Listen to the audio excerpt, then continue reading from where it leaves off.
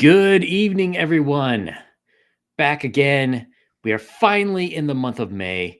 That means we are at summer movie season. We are at peak game time when all the kids will be done with school and college, and you'll have all sorts of people looking to get into groups for your tabletop game. Lots of new comic releases. And today I have extra special guest making his first appearance. He is a man who needs no tuxedo, the t-shirted historian. Well, hello, everybody out there in Restream land. Well, thanks for coming. Oh, hey, man, it's my pleasure. I mean, I love doing shows, and I love bringing people onto shows. And, I brought you onto mine, so. Yeah, it was a lot of fun. Yeah.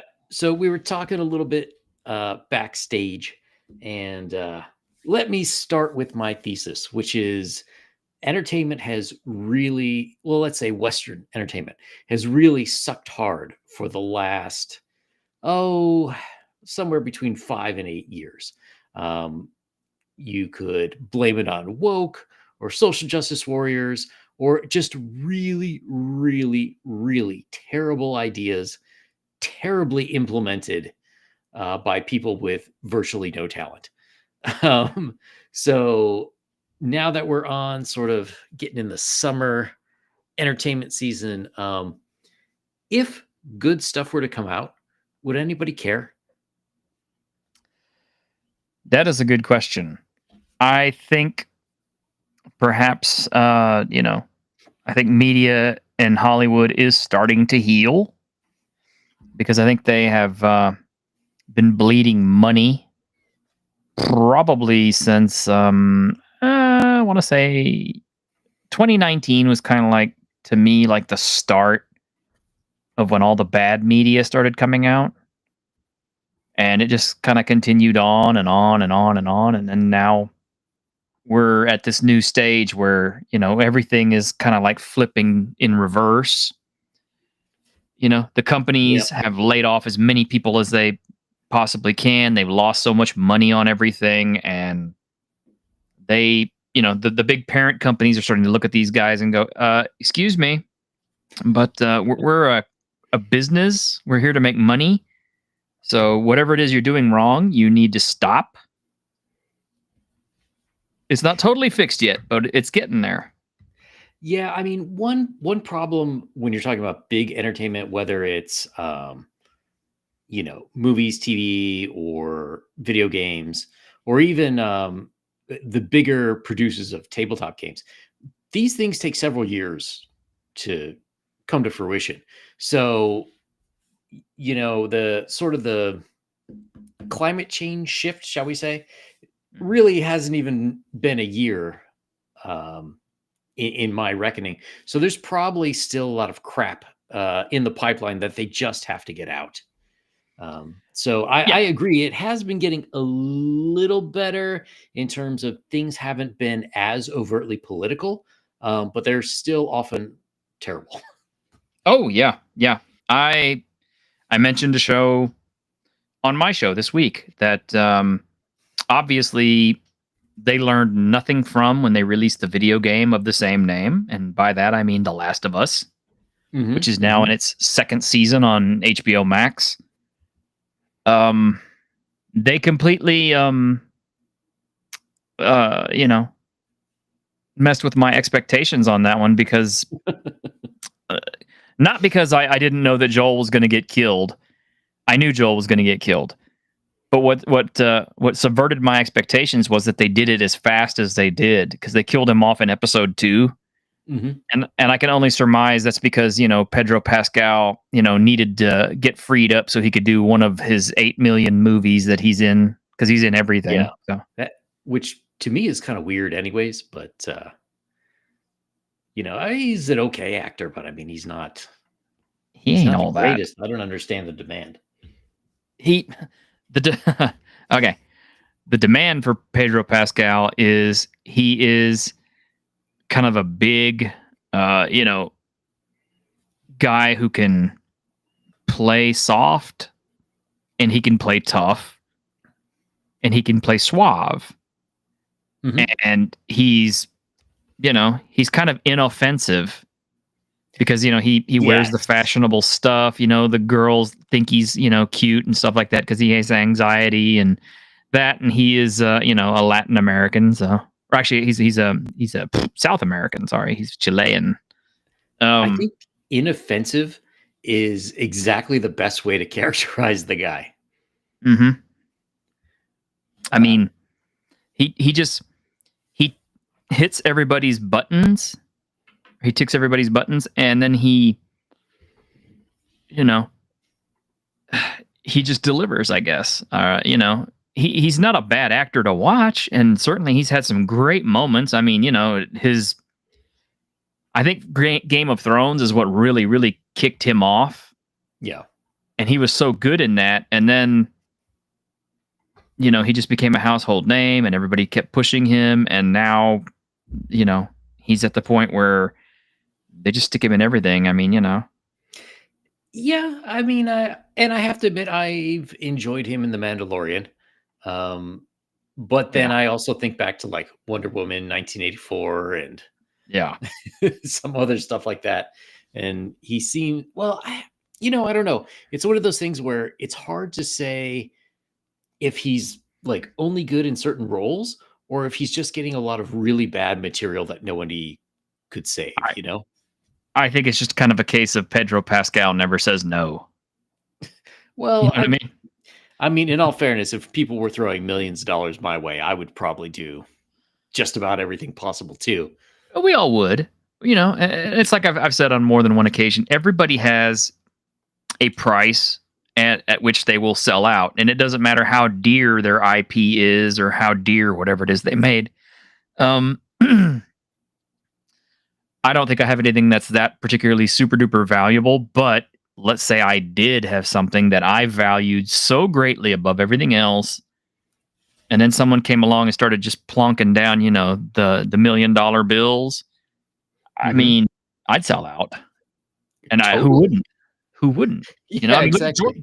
George Lucas sold his. I mean, Well, yeah, I mean, he kind of rage quit though, like a baby, because everyone was so unhappy with the prequels. Although in retrospect, maybe we shouldn't have protested so hard. well, yeah, I mean, what we have now is infinitely worse, but that doesn't make the prequels good. But kind of what's kind of funny is getting back to that Wonder Woman 84. Hmm. I remember being kind of ambivalent about the show as I was watching it, which is not a good thing when you're watching a superhero film. Yeah. Um, but towards the end of the movie, I actually started to really, really empathize with Maxwell Lord, Pedro Pascal's character, Oh, to the point interesting. where it's just kind of like, you know, this guy is actually not so bad. I mean, I understand why he's doing it, what he's after, to the point where I was, I empathized with him, and I was just kind of hoping that, Wonder Woman didn't kill him or something. But Yeah, I gotta say, Wonder Woman 1984 is a movie that my wife and I couldn't make it through. We had mhm, seen the first one when we were dating, that was a good movie. and yeah, that was a fantastic movie. The bad guy was bad. Hmm. The secondary character, Chris Pine, even though he was the guy, he was allowed to be a hero in his own right, even though it wasn't Yes. as heroic as Wonder Woman.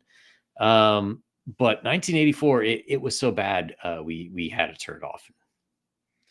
Well, I Which, I actually sat through it and watched it beginning to end, and I've only done it once because honestly, that's about how much that movie affected me. Um, and I gotta say, I've said this on my channel many, many times. Probably since I want to say 2016, all the way to the current day. If I were to go through my buying list of all the movies that I have picked up over these last years, all of them, or at least at least 90% or 85% of them, have all been films that were made back in the 70s, the 80s, or the 90s. yep. Because what's coming out today isn't very good. Now I have picked up a few modern films because I thought they were kind of interesting. I mean, I liked. I thought Megan was kind of different. I thought The Creator was kind of neat. I kind of liked Yes. Subservience. I I did pick up The Companion. That wasn't too bad. But but these are kind of like special interest niche movies for me.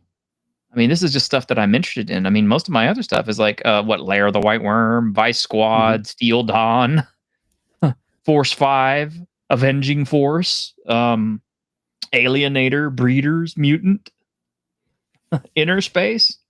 Uh, Good movie there. yeah, that it sounds so weird.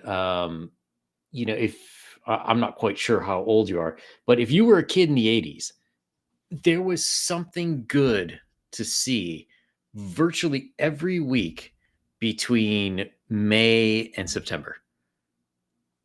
Mm-hmm.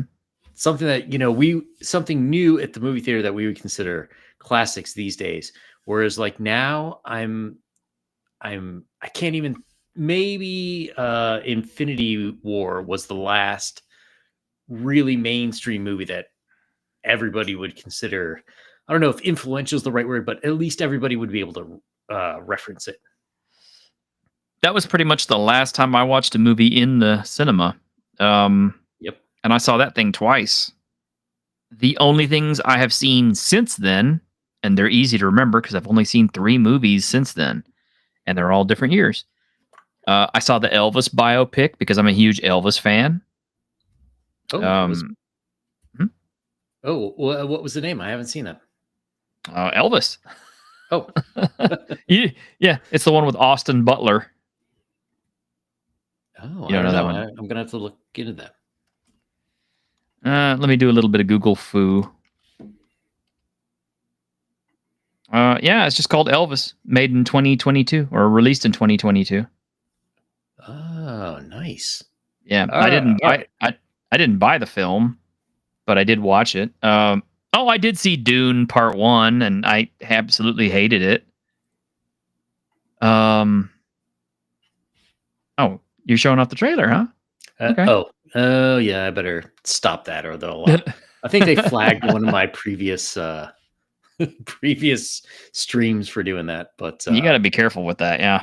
Um but that was a decent show. It wasn't good enough for me to watch more than once. Wasn't good enough for me to buy and keep it at home.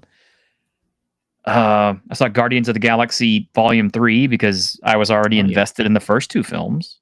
yeah. Uh, I did not see Spider-Man No Way Home in the theater, and I kind of regret it because I got it on home video, and I really, really, really, really loved it. It was fun. Yeah, it was really good. It's like the opposite of a lot of movies that have come out recently, where if you take a look at it from like a technical point of view, there's like a lot of like plot holes and hand waving, but it's fun. It's Yeah. fun, and it's extremely respectful of the audience. Like, because they bring in the previous Spider-Men, and they in no way ask you to pick one over the other. You can Mhm. have your favorite Spider-Man, and he's treated with respect, even though it's probably the last time we'll see him. Oh yeah. I did see Bullet Train. That was not bad. I mean, it wasn't like my favorite, but it wasn't bad. The Japanese one, or the one with Brad Brad Pitt. Pitt? Yeah. Okay. I haven't seen that yet. It's not bad. It's kind of like your average generic action flick, which is fine because I'm an 80s kid. So, I Yep. would get home early from school and, parents were both out working until like, 6 or 7 o'clock. So I'm home kind of unsupervised for 2 or 3 hours at a night. And, what do we have to enjoy? Well, I mean, video games weren't that big back then. So I didn't really have that. I had friends I played with sometimes as long as they weren't grounded. Hmm. But the other thing I had is I had cable TV. So, I would turn on cable TV and I'd be watching, the John Carpenter's The Thing. I'd be watching Conan the Barbarian. I'd be watching Blade Runner. I'd be watching all the best movies that the 80s had to offer. And man, there was a lot of them. 1982 is, in my opinion, the best year for movies ever in the Really? entire existence of human history. Yes. Oh, Because that's interesting.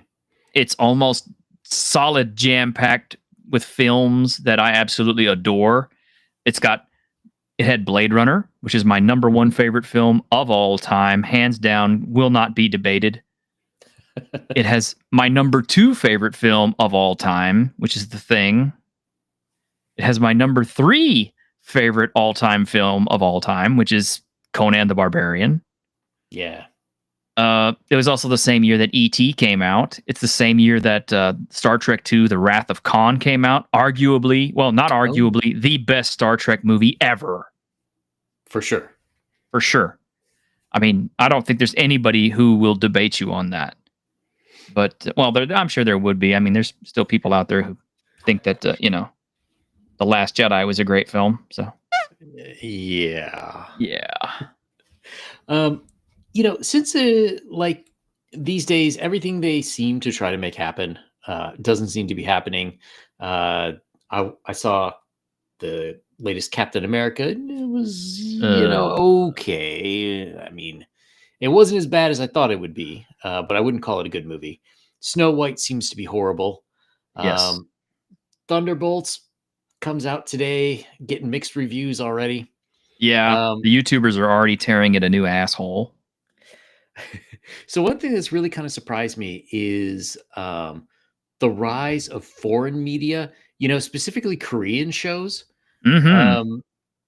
Do you think that's sort of where we're headed? Like, if you go to most countries in the world, you'll have a mix of movies from all over the place.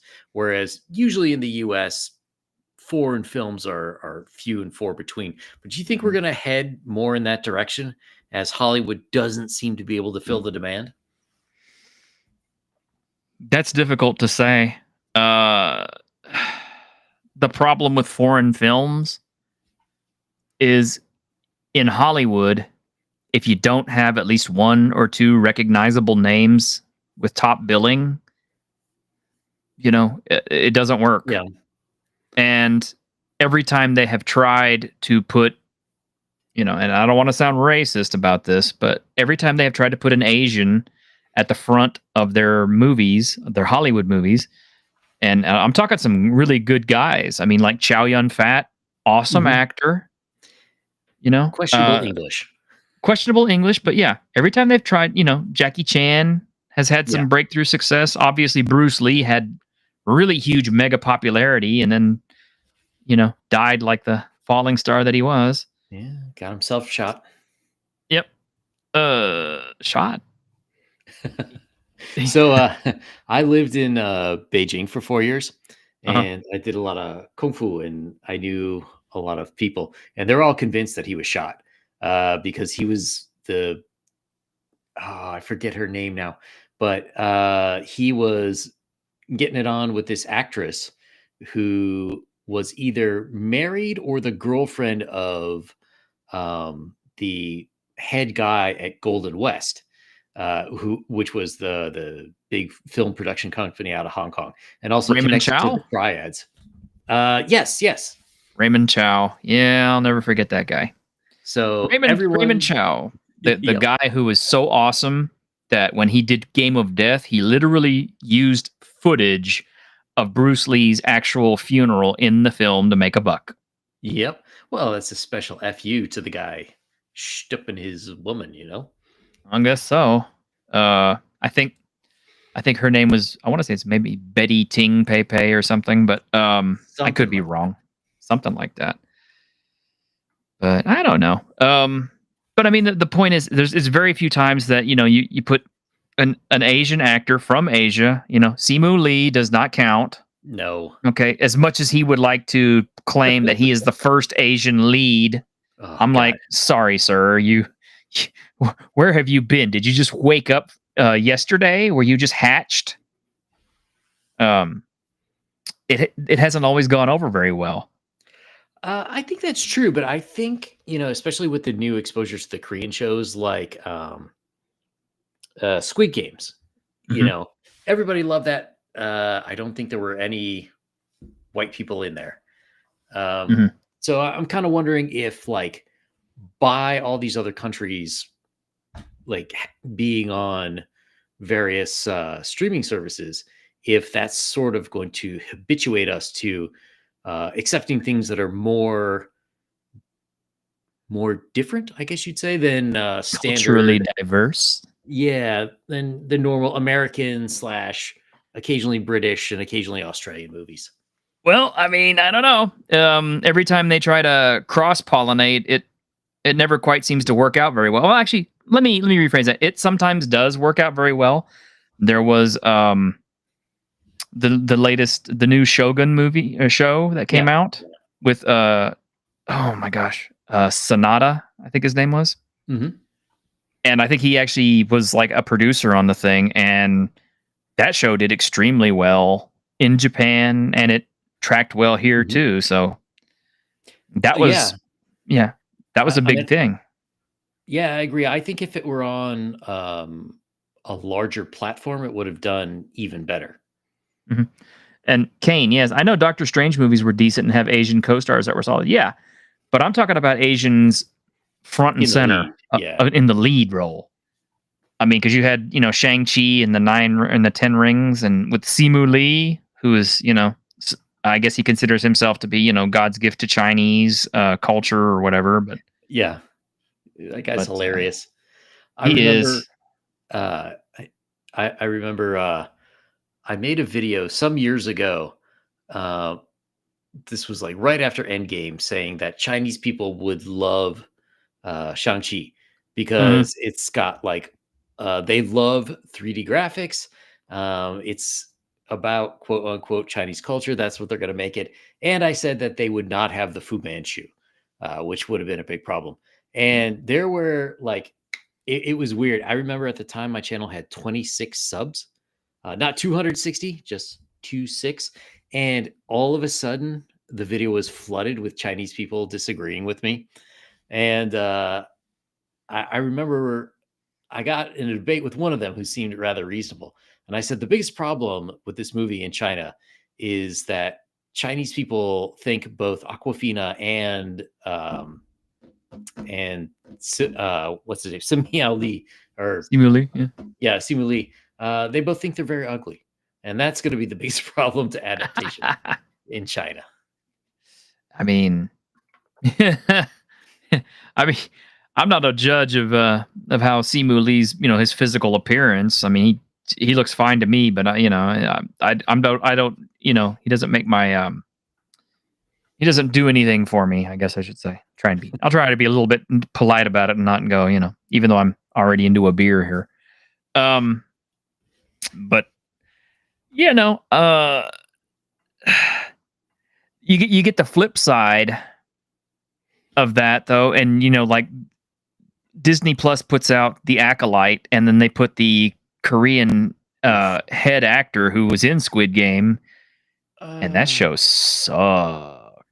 And he yeah, actually, tried to learn English, and he did a great job with the material he was handed. But yeah. oh Yeah, well, okay.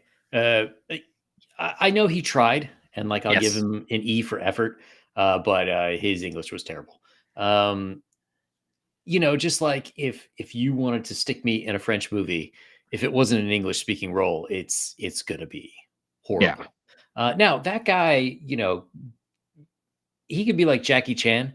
Like if you look at like Cannonball Run and some of his other early stuff, like there was just no English ability, and now he's pretty good. So yeah. if the Korean guy, if he keeps at it, I could see him being a star. But the Acolyte was so bad in every way, shape, and form. I mean, it would have been impossible for that to have been good. There's some things like if you go back to like Casablanca, it totally unintentionally all the right pieces fell into place. You got Cary Grant replacing Ronald Reagan. You just happen to have world leaders meeting in Casablanca. Originally, the movie was called The Algiers, and you just happen to have a lot of refugees from Germany who were working on this film that were really pissed off. And so, like, everything just came together to make that a classic. But The Acolyte seems to be the exact opposite of that, where every individual piece that could have been bad, from writing to directing to acting, just it all seemed to be leading to terribleness. Well, I mean, I kind of think that sometimes you just need to let actors lean into what they're good at or where they find a niche. And Yeah. I have a prime example right here from the 1980s. So you may remember this film. Well, it's backwards for some reason, but this is Enter the Ninja with Yes. Sho Kusugi on the front. This is Revenge of the Ninja with Sho Kusugi. This is Ninja 3, The Domination with Sho Kusugi. This is Rage of Honor with Sho Kusugi. And Pray for Death with Sho Kusugi. Now, Sho Kusugi doesn't necessarily have a really great command of English either, but his English was decent enough that he could believably play a Japanese man in America, being a Japanese man, being a ninja or a cop or whatever. And he leaned into that role and he made pretty much his whole career off of it. I think he actually did better when he was back in Japan. I'd have to go over his list of films and shows and stuff like that. But according to one of my friends, he was pretty popular over there. He has a couple of sons who also went into acting and stuff, and they've been in and out of Japanese films. Like Kane Kusugi was in Godzilla Final Wars. So was he? Yeah, he's in there. Yeah, I mean, I so didn't realize that. yeah, so it's possible for crossover actors to do well. I think they just kind of have to kind of play their niche. I mean, Jackie Chan, like you said, not necessarily that good English, but really funny, great kung fu skills. Made it on those merits, and everybody loved and accepted him for it. Now, is Jackie Chan a good guy? No, but that's a different story. Yeah, that's sad but true. Yeah. Yeah, he kind of seems to toe the party line when it suits him or when he needs to.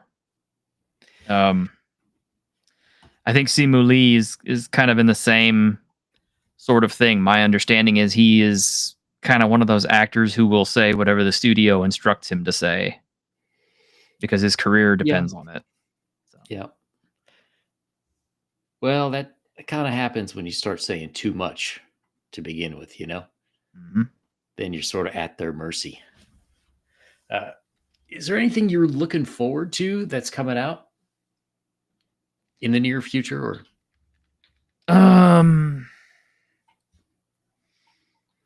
Movie wise, I am mildly interested in. I think it's Ballerina, the next John Wick thing. Oh yeah. Is that this year? I believe so. Anything with Keanu in it, gets my interest, of course. I don't know why.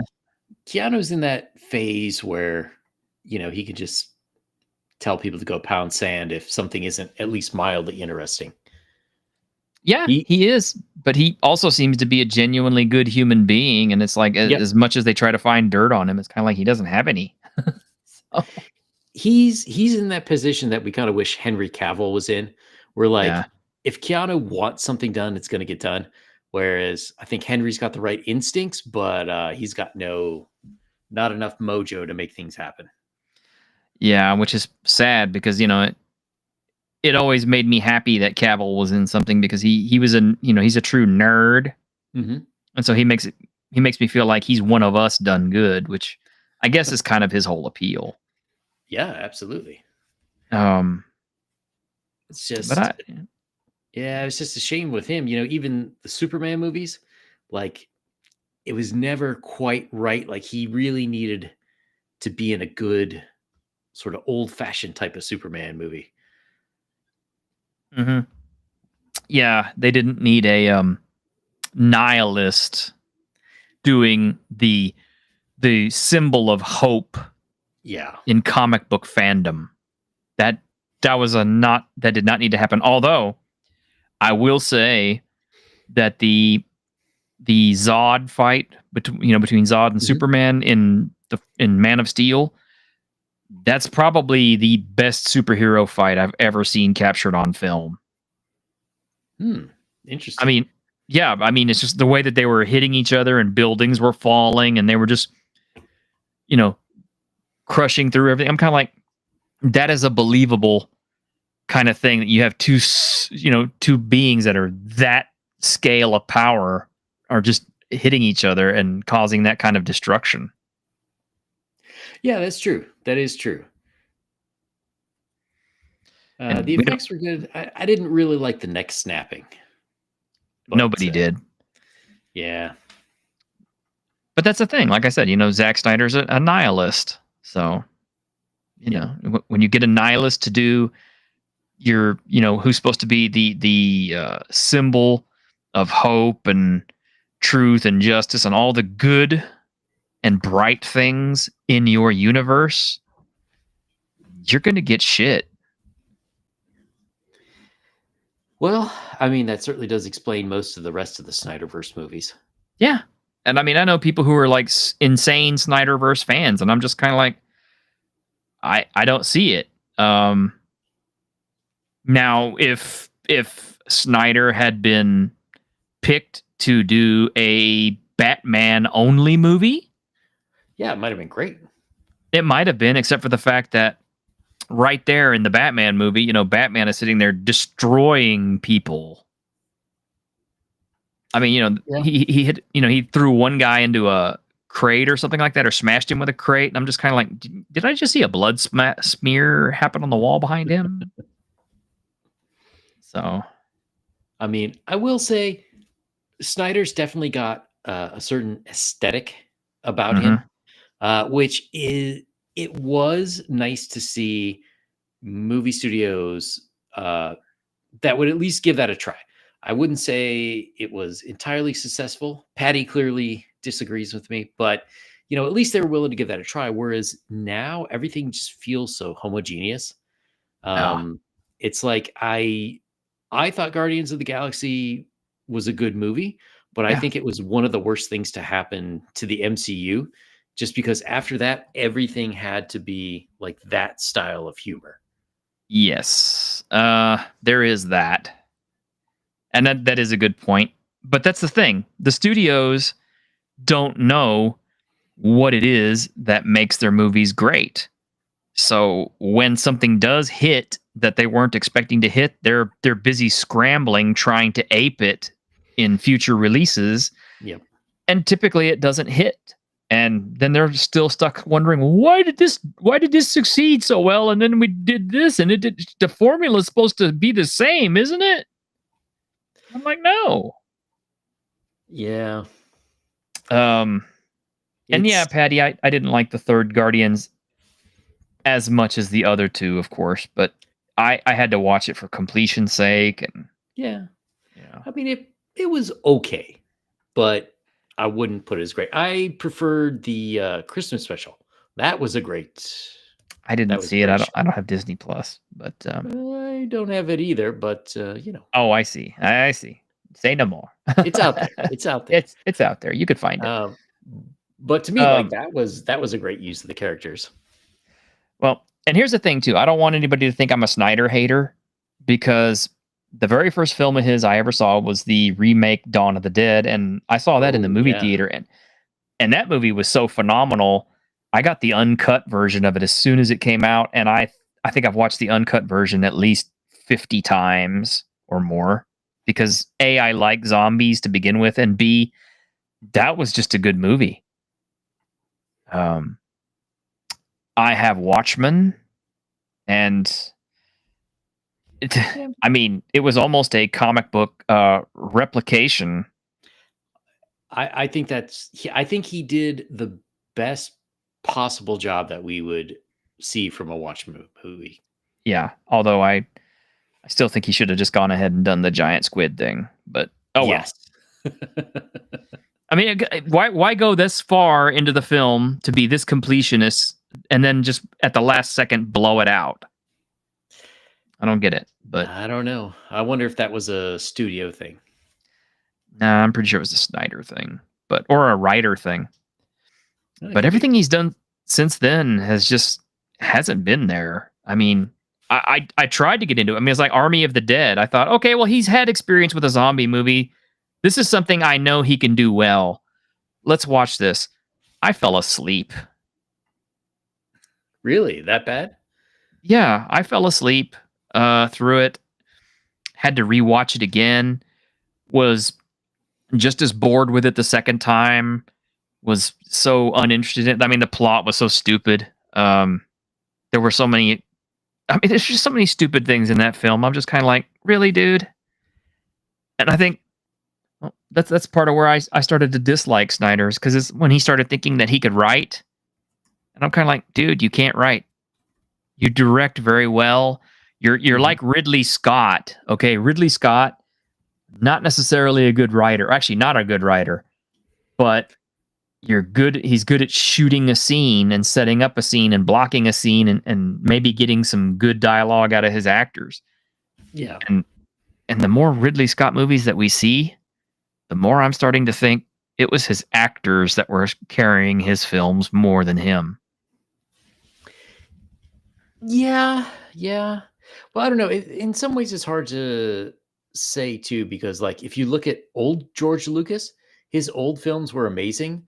But once he got famous and like nobody could tell him not to do things, they really dropped off in quality. I wonder if it's that kind of thing where it's like when you're young, they're going to kind of keep a leash on you and like prevent you from your own excesses. Whereas like now he's Zack Snyder. He made the Snyderverse. He's got thousands of loyal fans. So like he gets to indulge himself a bit too much. Yeah, I mean, Rebel Moon was just like, no. But I mean, like, okay, this is a prime example of what I'm talking about. Blade Runner, my favorite movie of all time, has what I would consider to be an ensemble cast. Almost every single person in that show is a name. Maybe not a huge name, maybe not a big name, but a recognized Hollywood name that you would know. Maybe not at the time, but since then, for sure. Mm-hmm. And some of the best stuff that came out of that is because of his actors. In particular, Rutger Hauer, because Rutger showed up with his hair styled up the way it was and all bleached out white. And at first, Ridley Scott hated it, but Rutger sold it so well and he did so much with it that, Ridley eventually, caught on to what his vibe was, and Rutger just kind of made that film. And of course, he has the single best, soliloquy in the entire movie industry, the time to die, Tears in the Rain speech. And that's all him. That's not Ridley Scott. That is all Rutger. Yeah, so for sure. So that's a case of, even though all the visuals and everything else, he was being assisted by, some of the top names back then. I mean, oh my God, too much beer. I can't remember who it was that worked on the imaging and stuff like that, but it's another big name. Damned if I can't remember right now. I'd have to look it up. Sid Mead. Mead. Mm-hmm. Yeah. Sid Mead was big on that. He had a really great crew. I've spoken to some of his crew that worked on it with him. Really? Yeah. And just exceptional people who worked on that film with Ridley Scott and made it the film that it is. But it was kind of more of a team effort. It wasn't all Ridley Scott, doing it all by himself. Whereas, as we've seen, time after time after time, it's like, when he's kind of left to his own devices, his films stink. Yeah. I mean, I still don't know how Gladiator got to be such a massive hit that it was, but it was a lot of fun to watch. I'm glad somebody else feels that way. I remember seeing it in the theater when it came out, and I was like, well, it's okay, but it's like, I don't know. Why is it that the only kind of movies like that, and I had the same problem with The Patriot, is like, why does somebody have to kill your family before you do the right thing? You know what I mean? Like, well, like in The Patriot, like, why couldn't freedom and liberty have been a good enough virtue to fight the English? In Gladiator, maybe the whole family thing could have been left aside, and he has to, you know, kill the emperor or do what's right just for the people of Rome. Like, why is it always I got it? My wife has to be murdered for me to do something. Well, I mean, it was a revenge story at its heart, but also it's, completely a work of absolute fiction. Yeah. As my history professor told me back in the day, he said, well, one thing about the Gladiator movie, it was set in Rome. Rome was in Italy. They got that right. But even, oh man, what was that? That was like around 2000, I think. But Yeah. even comparing that to something like Spartacus, the really old Spartacus, like, I don't know, we really lost something. We did. It's hard to believe, even through the 80s and the 90s, you could watch a movie that was a nothing burger, but it was still like incredibly well written. Yeah, exactly. And that's why I keep telling people, it's like, the shitty 80s direct to video films that were made, they were still more entertaining than a lot of the shit you're getting out here now that's being made for, $15 billion, because it was done with practical effects. So you knew those were real people getting beat up in those stunts and stuff like that. But also the dialogue tended to be better. The music was, questionably good or bad, depending on what the synth score was like. And, mostly they were okay. Prime example, I mean, there was a little film that I believe came out of Hong Kong that, a few people saw back in the day. It was called Bloodsport. You might remember it. Mm-hmm. Mm-hmm. I think that was one of the things that started the karate studio big fad of the 80s. It started the tournament movie craze that was so popular in the 90s, and God, there was a lot of those, and most of them were bad, but at least they were kind of entertaining. Yeah. I mean, I don't get it. It's like, I keep saying this over and over and over, but Hollywood needs to get off the fentanyl, and it needs to get off of the the other shit that it's on right now, and it needs to get back on the cocaine, because coked out Hollywood movies were the best, because you could just see the producer in there. Oh shit! You wanna make a film about a guy who's in the future and he's being hunted down by robots and a robot police squad, and there's a robot commissioner, and they're being hunted down in the future, and you want to put Dawn the Dragon Wilson in it? Fuck yeah, let's do that film. I agree. Just like musicians need to get back on the heroin. Yeah. I mean,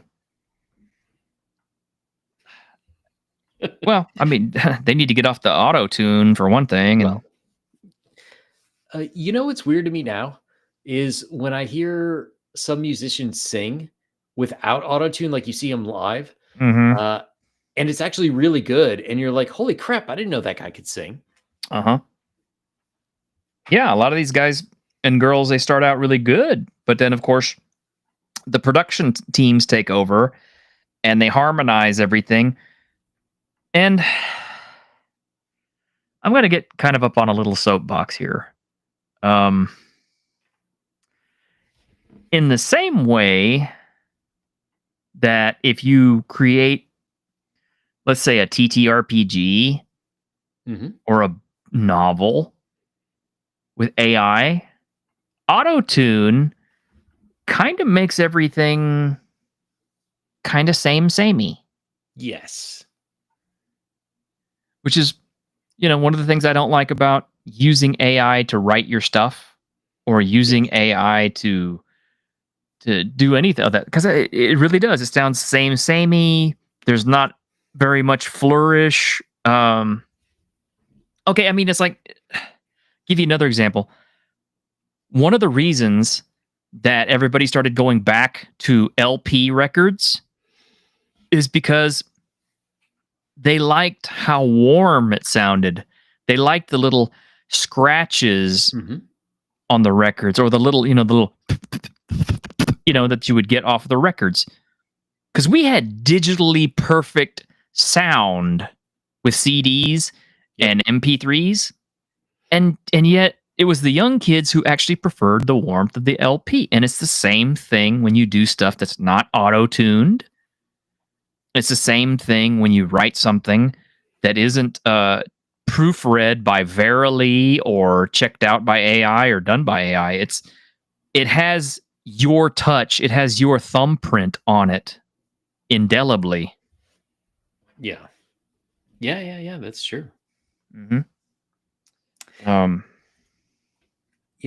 Sort of switching gears a little bit. There's something I wanted to ask you. So I did not realize that you were a fan of Ralt's Bloodthorn. Ralt's Bloodthorn and I, it's pretty funny. He started out with a game for, back then it was D20 Modern. It was called Year of the Zombie. And I still have all my copies of everything. I'm sure he probably does somewhere. But I was so enthusiastic about it because, I've always been crazy about zombie stuff.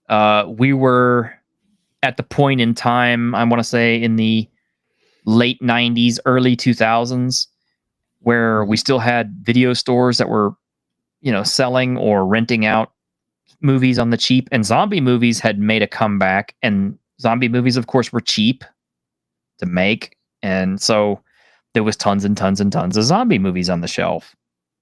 So I would always, go rent or purchase cheaply zombie films and watch those stuff. So I was pretty obsessed with that genre in particular.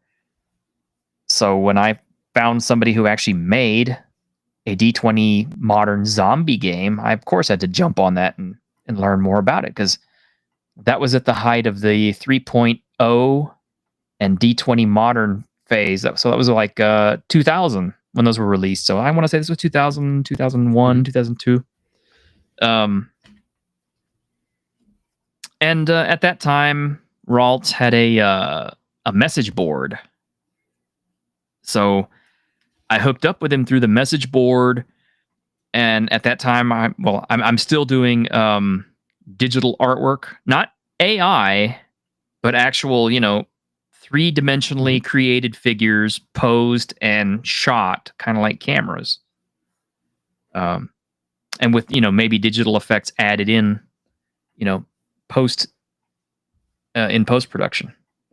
And at first, all I wanted to do was be an artist for him. I'm like, hey, man, can I do anything for you? I so want to work on this so bad. So he threw me a couple of little projects. I did some work on those.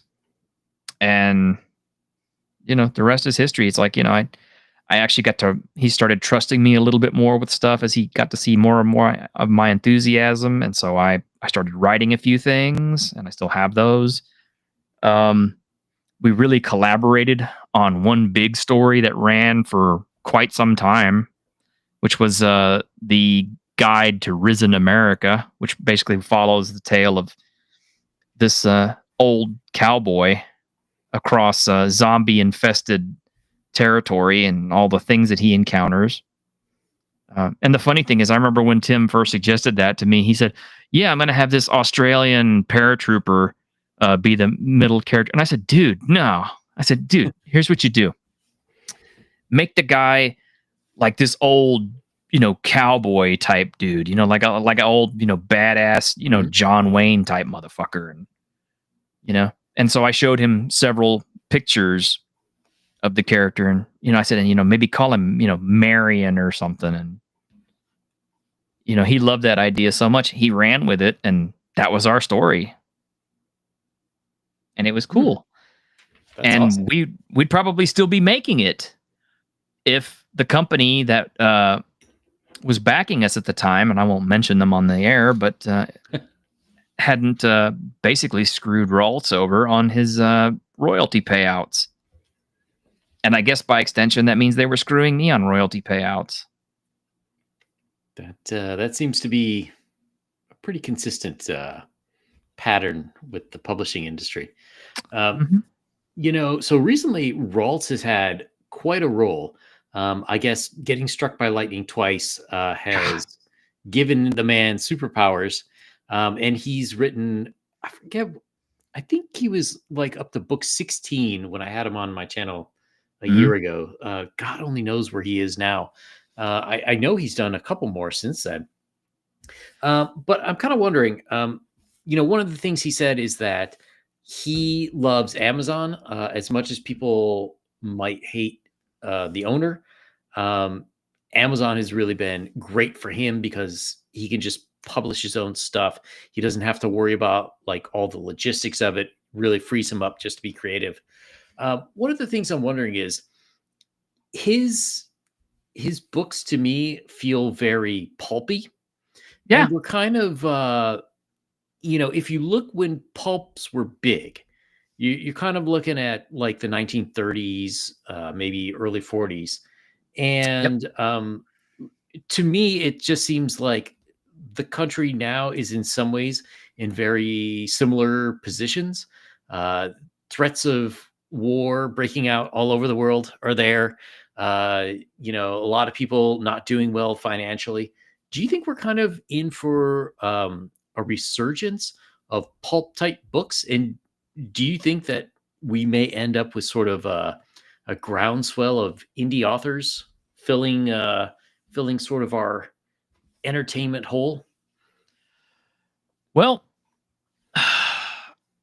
keep in mind, novels and that sort of thing is not really my wheelhouse, Mhm. but a guy who does make very big study on that is the Echo Chamberlain, and he's a guy Oh, I watch pretty regularly. And according to him, and according to John A. Douglas, the market for men's fiction has kind of been cast aside or shoved away or basically buried under a landslide of all female authors doing all this, and the other. And I mean, mhm. and I get that, that probably appeals to certain people and certain groups, but at the end of the day, a book is like anything else. It's an escape. Yep. And there's always going to be a niche for action adventure, pulp, some sort of escapist fantasy. And, maybe that's what will, maybe it'll start making a comeback. Maybe companies will Mhm. start looking at the well, we'll start looking at Amazon's indie publishers and going, we really need to pick up some of these guys and see how they would do on our payroll. And I'll tell you, I don't know if Raltz told you this or not, because I worked with him on this too. For a while, he was working with a publisher, and she was a sweet woman. I'm not going to say anything bad about her. And she would publish his books, and I would do covers for his books and some of her other authors. That was my whole thing. Mhm. I just did covers. I just did artwork. I didn't do any writing on that stuff. Well, um, what happened is she unexpectedly passed away. Oh. Yeah, and her daughter got a hold of the publishing company, and her daughter decided to keep all of the money and not pay any of us who we worked on it, and I never got paid a dime. I'm Ooh. pretty sure Raltz never got a dime. I don't know about any of her other authors. I mean, there was like Stephen Beho. I don't think he got a dime out of it either. All these other authors who worked for that woman, for that publishing company, and none of them got a dime. because the daughter decided, you know, I'm not gonna give you any. This is all mine. This is my mother's legacy or whatever. Ugh. So that was nice. And I think that's probably one of the reasons why he ended up going into self-publishing on Amazon and why he thinks it's a great idea, because it's true.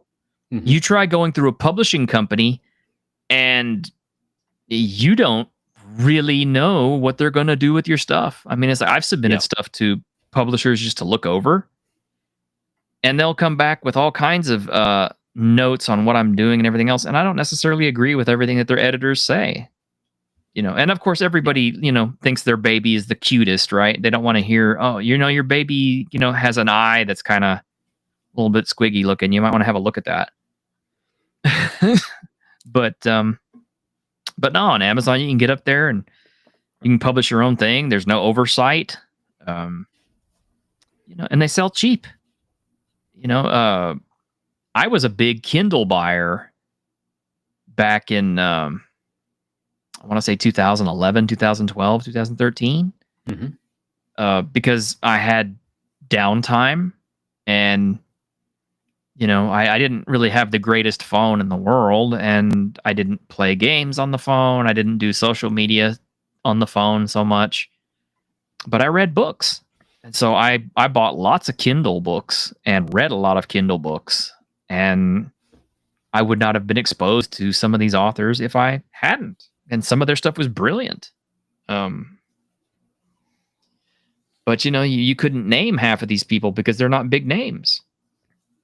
Yeah. That is true.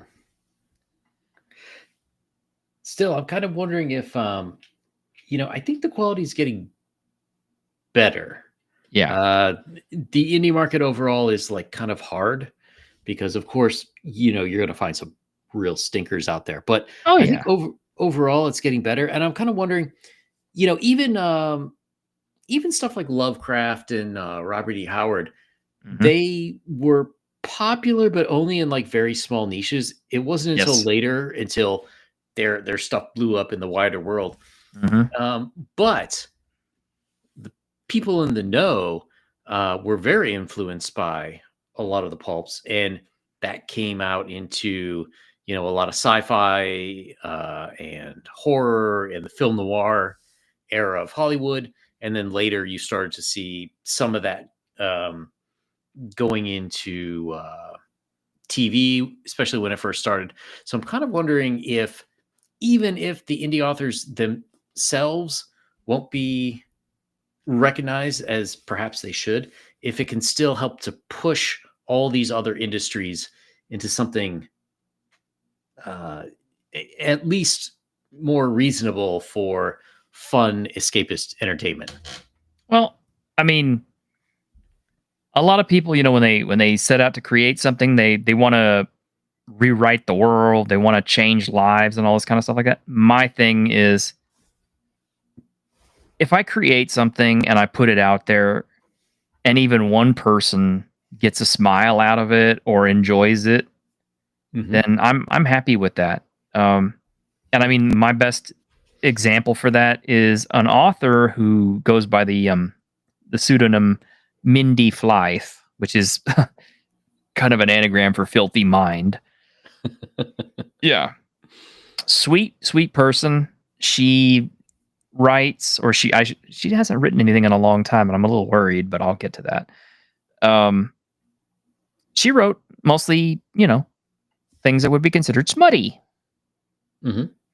Not something I would normally get into, but she did write something that caught my eye. I read it and I was transfixed by it. I read it 7 or 8 times. I started buying copies of it and selling it to or giving it to my friends so they could read it and enjoy it. And this is all via Kindle.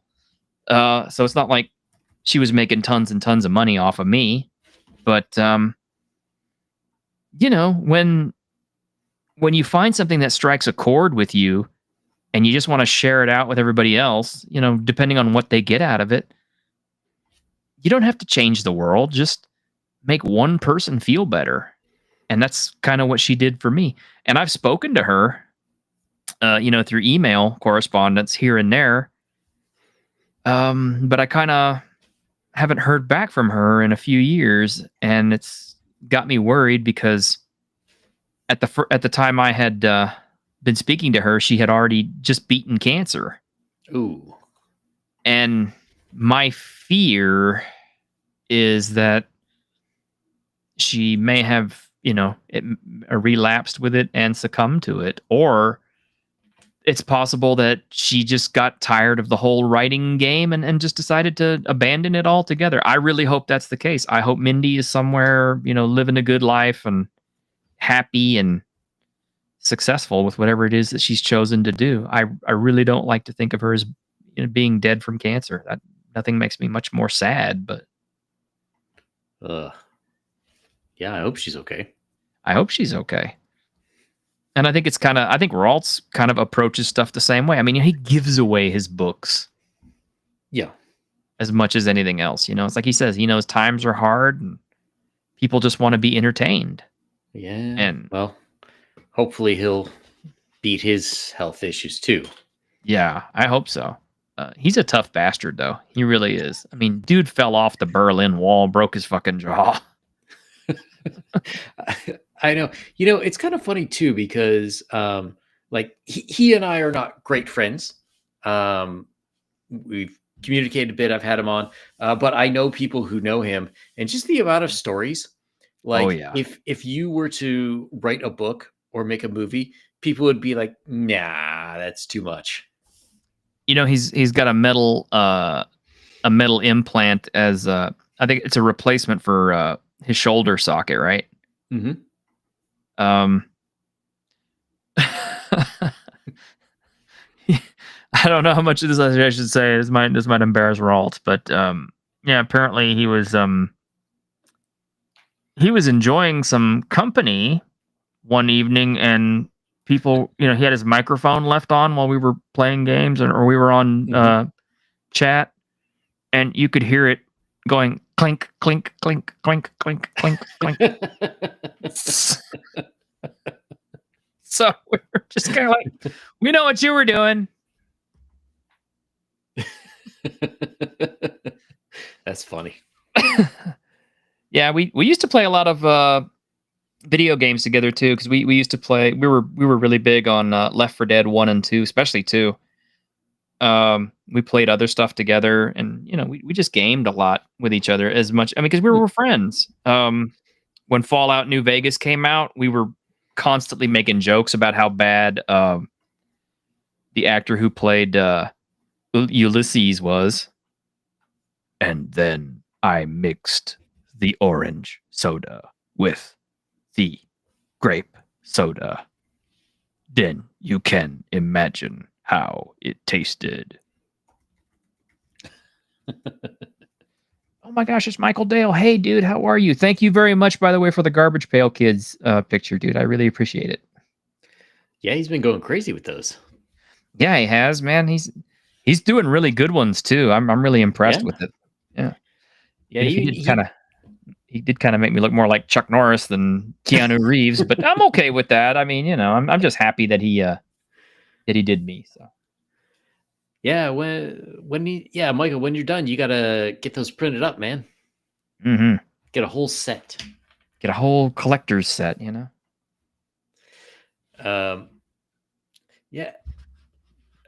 So sort of where do we go? We talked about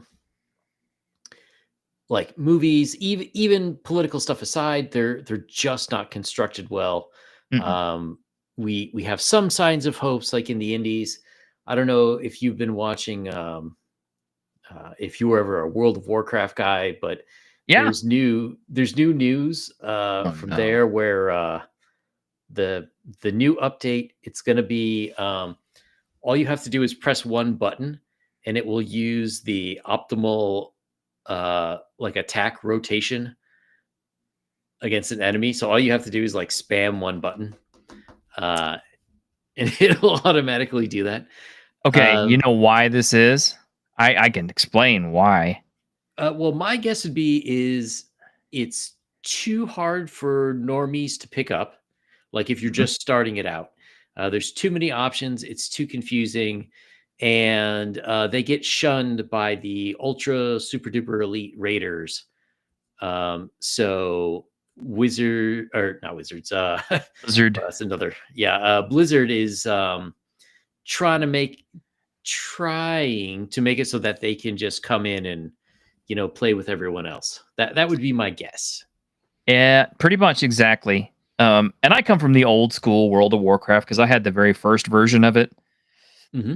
and Yeah, yeah, and played through it, and then and I've seen it grow over the years and change and change and change. But one thing that hasn't changed is the fact that players in World of Warcraft can be toxic as fuck. And it's with any game, I suppose. It's Call of Duty lobbies, you name it. You know, yep, PUBG. People are toxic. They just are, especially given the fact that they have the internet anonymity to be as obnoxious and uncultured and dickish as they want to be. yep, So yeah, when I would get into dungeons with people who were just absolute assholes. And I mean, I was the tank in the party, which means, I'm the guy who's taking all the hits for everybody else. And they would still be assholes to me. So I rage quit more than once because of dickheads. I saw it happen more than once. I saw raids fall apart because they couldn't get through a certain boss because yep, they didn't have people who were experienced with the rotations and didn't know how to do all the heals and everything else. And players absolutely demand that you know your shit if you're going to get into that stuff. And unfortunately, Blizzard balanced the game so heavily hmm on the raids that they basically forced the entire culture to push that direction when most of us just wanted to go through and solo farm content and enjoy it. But yep. no, they made us make friends. Yeah. Well, I think one of the biggest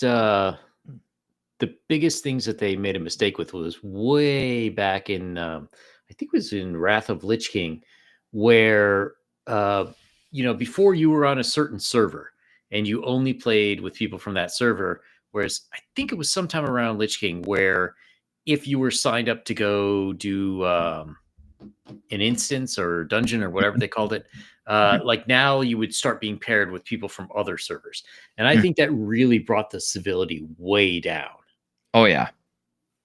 Yeah, because if you get like if you're on a nice RP server Mhm. and yeah, you get paired up with a bunch of like hardcore PvPers and stuff like that, it's gonna be like the culture is totally different, man.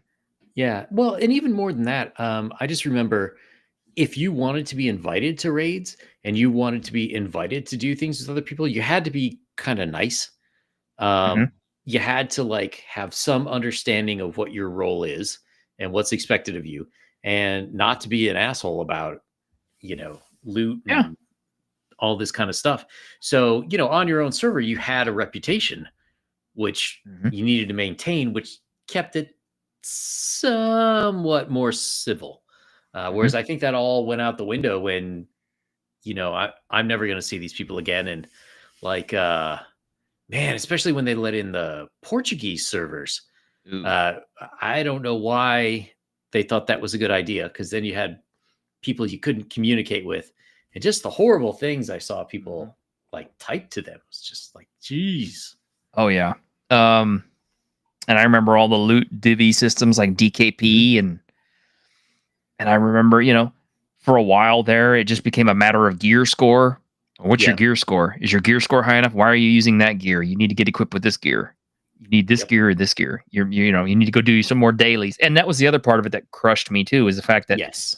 everything was dailies with a different type of currency for everything. So it was like, and that was I forget when that actually started coming. Well, that came out as early as the first Burning, expansion, actually. yeah, Burning Crusades. Burning Crusade, yeah. And it just Yeah, got worse from there. that was what got me cured of my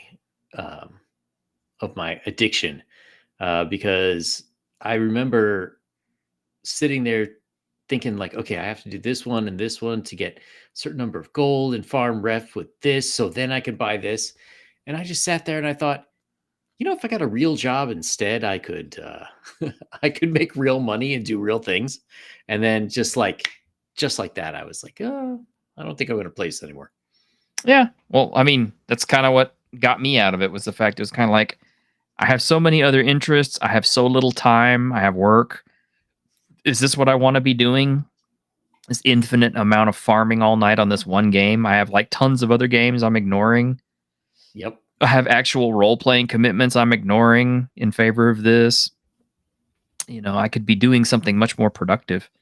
And I did give World of Warcraft a try not too long ago during Dragonflight. Oh, yeah? Yeah, and it's the same shit, different expansion. They bumped up the levels again after crushing all the levels back down. They bumped them back to where, they would start progressing again. They give you a brand new type of what do you call it? Race that you can play that's got all these super cool powers, kind of like the old Death Knights used to be originally. Oh, yeah. And then they put you in this foreign world and everybody's trying to compete for the same shit. And, I'm just kind of like, wow, after all this time, nothing's really changed. It's the same model that they've been using for the last, 15, 20 years. It's not going to change. It's not going to get better. It's just going to stagnate and get worse. And I think the real point in all of it was, people are trading real money for these, WoW coins, these Blizzard coins and all that stuff. So now it's become more of a money farm for the gold farmers that were already in it. Now it really does feel more like WoW as a job. Yeah. And I'm just kind of like, I don't want to do it. I like the story.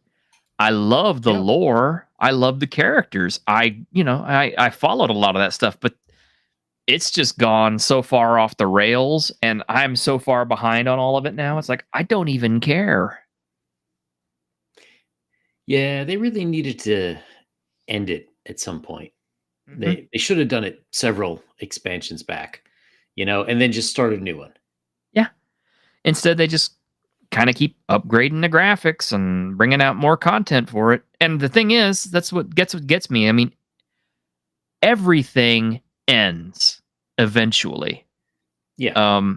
And the worst case of this that I got, and this is kind of funny because I think this is another connection I have with Ralts. We both played City of Heroes, City of Villains. Oh, interesting. Yeah, back in the day when NCSoft had it. And we loved the shit out of that game. We played the hell out of it all the time. And that was an MMO. And at the time, I thought, man, this game is great. It's solid. It's doing well.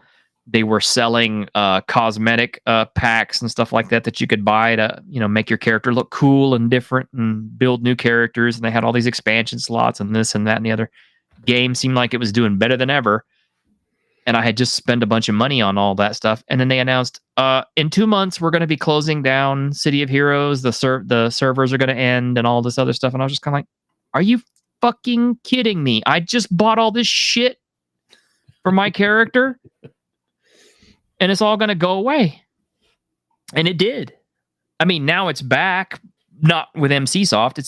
It's run by fans now. And hopefully that will never shut down. But that was kind of the point where I started to think, digital stuff ain't worth it. I only had to learn that lesson one other time because I got into a phone game where you had to buy characters and stuff because it was kind of a gacha game. Well, one day unexpectedly that service closed down and all the money I had spent on it was gone. So I'm just kind of like, well, okay. So now we know better. So we don't do that anymore. I don't know. Tabletop all the way for me. That's where I'm heading. They can't take my books away. Well, you'd think not, but I mean, That's kind of what they're doing now, isn't it? They're taking your books away. They want you to go digital. They want you to use the VTTs. You know, as much as they want, well, first of all, I don't mind the VTTs. I think in some ways they're fantastic. Like I have a crew that I played in a 5e campaign for. We played for like 3 years, and now then when I was test playing my campaign guide, a lot of them were in some of my test groups, and you know I don't live in California anymore, so it would be impossible to play with those guys. VTTs are great to keep up with old friends that you wouldn't have played for, or if you're in like a very isolated, like if you're in the middle of bumblefuck nowhere, Alaska, Mhm. VTTs are your best friend. But I think that of all the genres of entertainment, I could see tabletop gaming breaking free of the wizards mostly, but I guess some of the other big ones. If it came down to it, I can see indies getting big and rivaling or surpassing them in ways that it wouldn't be possible, like in comics or movies or TV. Mhm. That's just my Well, theory, because it's such a specific thing, and even well, I know you've had the Dungeon Delver on before. That's a oh guy yeah. who's been playing 1E since the 1970s. You got to take that. You got to take that original player's handbook out of his cold dead hands to get him to play something else. And I think there's a lot of that where even if, well, D&D 5e 2024 is pretty much crap Yeah. from most people's metrics, but like there's still so many other great options, Mhm. including previous versions and Castles and Crusades and now Shadowdark, that I think that there's so many other things Oh, that you people didn't could mention be my playing. favorites. You didn't mention my favorites. Worlds Without Number, Oh yeah, Stars Without Number, Cities Without Number, Ashes Without Number, Scarlet Heroes, all created by Kevin Crawford. yep, They those are great. I haven't are played great. them all, but I had a lot of fun playing Stars Without Numbers. Oh man, that's a great game. And the nice thing is it's totally compatible with Stars Without Number, Worlds Without Number, Ashes Without Number, Cities Without Number. Um, that dude's a genius, bona fide, in my opinion. He really is. Here's the thing. I hate to throw around the word genius too much, but I have met some in my time uh, on YouTube. Hmm. And the two biggest ones I can think of, well, the three biggest ones I can think of right off the bat is Mark Reinhagen, the guy who made Vampire. Nice. Yeah, the guy who made Vampire the Masquerade. Been on my channel many, many times. Gonna be on it again soon. The Ooh. guy is a genius when you talk to him. And when I say that, I mean, it's just like, if you have a question, he has already figured out what your question is, and he is in the midst of answering it while he is talking. I don't know how he does it, but he's done it to me. He's done it to multiple other people on my panels. He's just so intuitive. It's insane. Um, Sandy Peterson from Mhm. Call of Cthulhu, from Chaosium, having him on the channel, that guy could switch topics. You could switch topics on him in a heartbeat, and his memory was so sharp and so clear for all the details and all the little tidbits and everything else that I'm just like, my God, this man is a super brain. It's no wonder that he was able to do this. Um, Alexander McCree, Axe man, the guy is Mhm. he's figured out a number for everything. He's crunched all the numbers. He's done all the research. He knows his shit. And Kevin Crawford is another one. Even though he will not do an interview or anything like that, I've spoken to him kind of behind the scenes. I've read all his books. He's a genius. Uh, you know, in the sense that everything that you wanted to know is in his book somewhere.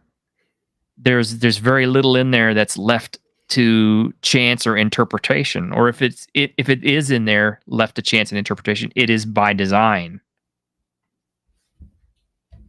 Um, Hmm. and Interesting. yeah, and see, the thing is, I think Gygax was much the same way. Gygax and Arneson, Arneson, yeah. yeah, when they made D&D, they were much the same way. They had everything mapped out, thought out, and everything the way that it was supposed to be in D&D, Advanced D&D First Edition. And I'm not a Bro SR member, but I think they have picked up on that, and that's one of the reasons why they embrace it. Yeah.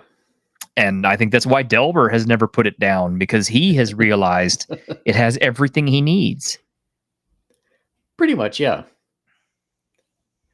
Yeah, that's true. And I've only played it once. I've looked into it a bit. I'm doing a 1E version of my campaign guide Hmm. later this year. But the thing that I really liked about it was such a um I always say, when you're talking about gaming, like feels above everything. Hmm. Um and before people think I have pink hair and a nose ring, what I mean by that is like you have to pick a vision of like I want to play what kind of game, so like if it's something Lovecraft-esque and you want to use like D&D rules, it's maybe okay, but if you Hmm. were to use the Call of Cthulhu rules, it would work much better. Oh yeah. um and so that's number one, and then after you do that, you have to get the setting right, because the setting is going to, like, if you're doing let's say a horror campaign can easily turn into a Scooby-Doo episode Yeah. if you if you don't get the setting and the DM's on the right page. And to me, that was like the best thing about 1E is I don't think there's ever been a city setting for the D&D universe that has felt as sort of real and lived in to me as Greyhawk does. And that's a fair point until you read the City State of the Invincible Overlord. Okay, I haven't read that one. I will Yeah. say I haven't read that one. It's an old Judges Guild production. Um, I got the third edition version of it, which was insanely huge, massive, and very well lived in. And then I say that, and then Necromancer Games has Bard's Gate, which is, oh my god, that book is huge, and several other massive city books that are, just unbelievable. And of course, there's the world's largest city, which is an actual book that was produced by Alderac Entertainment back in the 3.0, 3.5 days. Mhm. But I will agree with you. I mean, it's like Gygax did more with less. He Yeah. was able to make a lived-in Greyhawk setting and campaign without having to write a book that was, as thick as a Bible. Yeah, yeah, for sure. Because I have the old Greyhawk campaign box set. Do you? Yeah, I don't have the boxes anymore, but I got the books. I need to dig them up sometime, but that's kind of like everything else. It's like I've moved houses many times, and so sometimes things get lost, and sometimes things that get lost are precious. Yeah. But I'm still surprised at some of the things I still do have, and how valuable they are. Stuff I'll never sell. Yeah, no, I totally agree with you on that. I've got a Well, few long boxes of comics that are they'll go well, with me. yeah. Just remember that. I mean, that's the best piece of advice I would give to anybody out there is, if you buy something because you enjoy it, have fun with it, treasure it, love it, you know, show other people how much you love it. Because when you die, nobody's going to love it as much as you did. Yep. Absolutely. All my miniatures that I spent hours and hours and hours working on, somebody's either going to play with those things till they break, or they're going to throw them away, or I don't know.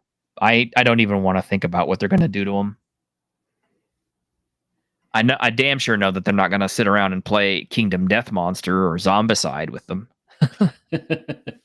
That's something you got to put in your will. Like, okay, I'm leaving you money, but you have to take my minis, and you got to play 3 games of. Well, if I knew anybody who was worthy of them, I would. But well, that's the real trick. Is I don't have any kids, so I yeah. have to find someone worthy to take my things after I die, and that includes my movie collection and my extensive CD collection, and of course all my books. So somebody when I die is going to inherit all kinds of stuff, and probably going to end up throwing more than half of it away because they don't see the value in it. Well, that sounds like a interesting new series for your channel. What do you mean? Have people on the internet prove their worthiness in order to one day inherit. Are you worth the t-shirted historian's treasure? Do you even think it's a treasure? Yes. Have you passed the tests to earn the series of ninja movies? Oh, Michael Dale Gibbs, he called it. All right. Well, we'll have to see if he can pass through the 36 chambers. Yes, the 36 chambers of the t-shirted historian. I'll have to actually invent something to do with them now. But I don't plan on going away anytime soon, but yeah, nobody ever does. So that's definitely true. Well, want to thank you for coming on. It was awesome having you, and hopefully I'll see you again on your channel before too long. Oh yeah. I believe this Saturday we're going to have the Chubby Funster on. Ooh. If you haven't seen his books, you owe it to yourself to check them out. All right, I'm definitely going to take a look. His equipment tables will absolutely change your game. Really? Yes, and okay. Let me do a little bit of quick foo here. I'll tell you which one you want to buy because it changed my game. I mean, you primarily do D&D OSR? More 5e recently. Okay. This still won't hurt you. Okay, so it's the Chubby Funster, and his book that you want to buy is Ambition and Avarice 2, 2nd edition. It's $12. You can get it in print if you really want, but he has an equipment list that is superior to anything I've ever seen, but he also has a trophy list that you absolutely should get in that book and use, because it will give your players something new to enjoy encounters for, because it won't be so much about, ooh, I got so much XP for killing that orc. It'll be okay, but now you can collect trophies like, what are orc teeth worth, or do I get this ghost's shroud or something, Nice. And it has prices on all of it too, so you can, if you find someone who wants to buy this stuff, you can collect it.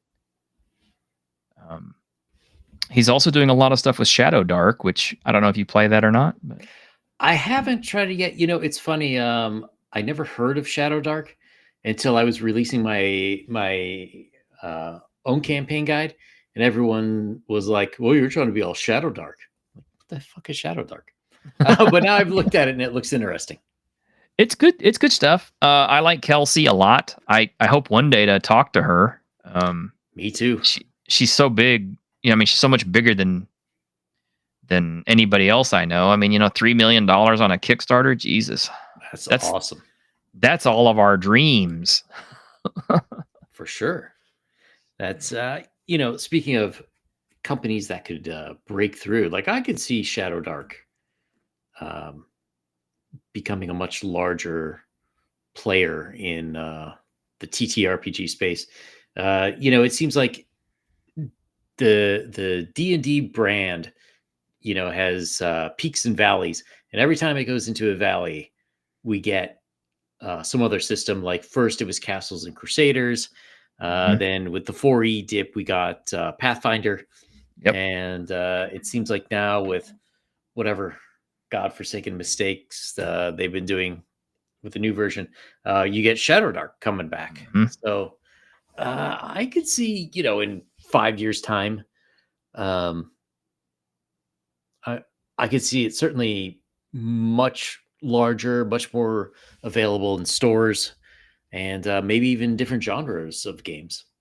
That would be the dream, but as I've pointed out previously, the strength of Dungeons and Dragons and the reason why we still cover it on the Weekend Geek, because I've gotten pushback from some of my other colleagues, Hmm. and I'm not speaking ill of the Basic Expert. Basic Expert's a Hmm. great guy. I love John tremendously. He's been on my show many times. I love his stuff. I have a lot of his books, and you know, I, I subscribe to his Substack and some of his other stuff. But he's asked me on more than one occasion. He's like, well, "Why do you still follow Fifth Edition?"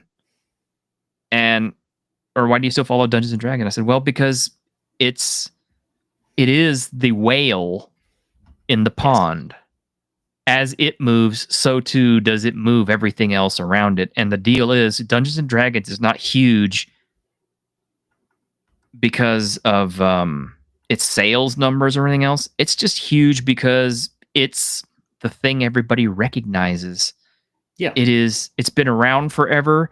It's the one that was synonymous with the Satanic Panic, which really did happen, despite some people's claims. Yes. Yes. Um, I know because I got hit with it. Oh. Um, but you know, it's resilient is the main thing. It is resilient. Hmm. It's like no matter how many times it has gotten tanked and knocked out of the ratings and supplanted by better games, it has always come back because it has always had I think, a really deeply loyal fan base that loves it. And I'm talking like, guys who played this back in the 70s who Hmm. still, who are still buying it. In fact, that's what pisses me off about 5th edition so much because 5th edition wouldn't have been shit initially if it wasn't for that die-hard core of fans, the ones who played 3rd edition really, really hardcore, like myself, were absolutely disgusted by 4th edition. And then they held out hope that 5th edition was going to be better. So Hmm. all those Dungeons and Dragons diehards are the ones who kept 5th edition alive initially, and that's who they were aiming at initially. And then the balance shifted, and the Matt Mercer stuff came out, and everybody started watching that, and we had a whole new floodgate of new people wanting to play the game, and us being the kind old stewards that we were just like, hey, I'm so happy that you want to join us in our game because we have never hit this kind of peak popularity before. It's really cool and Hmm. refreshing, and maybe people will accept us and stop thinking we're weirdos. And unfortunately, all the people who joined up to play are all weirdos. So, and that's where we're at with Yeah. 2015. But I think like anything else, it will recover. It'll probably Yeah. be 1 or 2 editions down the road, but it's not gonna go away. Yeah. I mean, the thing is, the ideas that Gary and Fred put in it. I mean, they're evergreen, and Hmm. it's just a simple matter of clearing off the barnacles that get put in with which edition, and sort of figuring out which lane it wants to be in terms of. I mean, for me, one thing that I really liked about 5e is that it struck a really good balance between being easy to pick up with just a little bit of crunch. Uh huh. It's not 10. Well, I think feats are cancer, but it's not as many skills as and as many things you got to calculate as like 3.5. I don't need an advanced mathematics degree to figure out if I hit something. Yeah, Um, way too but many that pluses. that's kind of the thing with all games. Are you aiming it for really hardcore audiences who like that, who like to put so much thought into every piece of, well, these woolen socks give me +1 against cold damage, or Mhm. you know what I mean? uh how much can you just like out of the box and play in like 10 minutes versus really getting into the nitty gritty? There's always a balance that you sort of have to strike, and the different games are for different people. And I think D&D seems to be one of those that, as long as there's a clear idea of what it's supposed to be, it could fill those roles, any of those roles. Yeah. I was just telling Sandy Peterson today. I like RuneQuest better than D&D. Mm-hmm. I like the hit location system. I like the way that the hit points don't creep.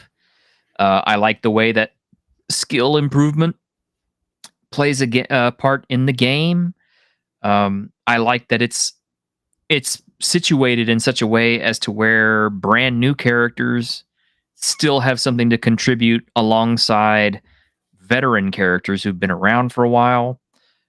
Now it's kind of true that the races don't necessarily balance themselves out. I mean, like a duck is not anywhere near equal to a great troll, but it Yep. kind of doesn't matter because it's just fun to play all the different things together. Um, and it's a really cool world. Steve Perrin did something amazing with the mythology of that world, Mm-hmm. and there's nothing else like it in any kind of role playing experience. I think the only thing that even comes anywhere close to it maybe is Techumul, but or maybe dare I say it, Raven CS McCracken Cinnabar. I love that dude, by the way. He's a great guy. But my players did not like RuneQuest. They don't like RuneQuest. They won't play RuneQuest, and it's very simply because it's not level based, and they want that sense of progression, Mm-hmm. and they want that sense of overwhelming superiority that a higher level gives you. Yeah. They don't want to play the game for 5 years and have a character that still only has about 8 or 9 hit points. You know what I mean? Yep. Yeah. Yeah. No. Well, I mean, that's kind of my theory of feels over everything. Uh-huh. You got to get the right. In order to get people to play, you have to sort of match up the expectations with what they want, and it sucks if you can't use the system that you think is interesting. But Mm-hmm. mine's got to meet in the middle somewhere. Yeah. I mean, you can find the best system out there, but if you can't get any players to play it, then, what good is it? Exactly. But well, I want to thank you for coming. I don't want to keep you here too late. Sure. So if people are still watching, hey, on X, why don't you come over to YouTube? Check out the channel here at Yang and Jiao 4. You'll get to see what people in the chat are saying. And subscribe to the channel. 4 more to hit 800 subs. Very sad, but 4 more is all I need. So tomorrow night we'll have a special edition. I call it the I'm way behind on my campaign guide. So I'm doing a draw stream edition where I think the Dungeon Delver may show up, and Kanik. So Kanik and I play in the Dungeon Delver's Gamma World game on Friday nights. And I'll be drawing maps, and we'll be shooting the breeze, talking Gamma World and tabletop role-playing games in general.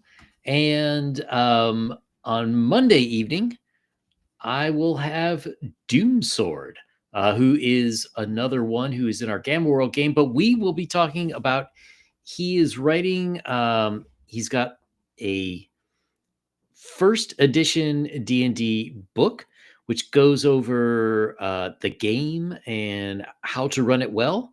And he's got some software that he made to, I believe it's to help create characters and encounters. And he's got a website which details everything. So Yeah, he'll be Monday night, 8 p.m. Eastern, and who knows what the rest of the week will bring. So, T-shirt historian, thanks a lot for coming on. Oh, thanks for having me. I appreciate it. And hopefully we'll see you again real soon. So good evening, everyone.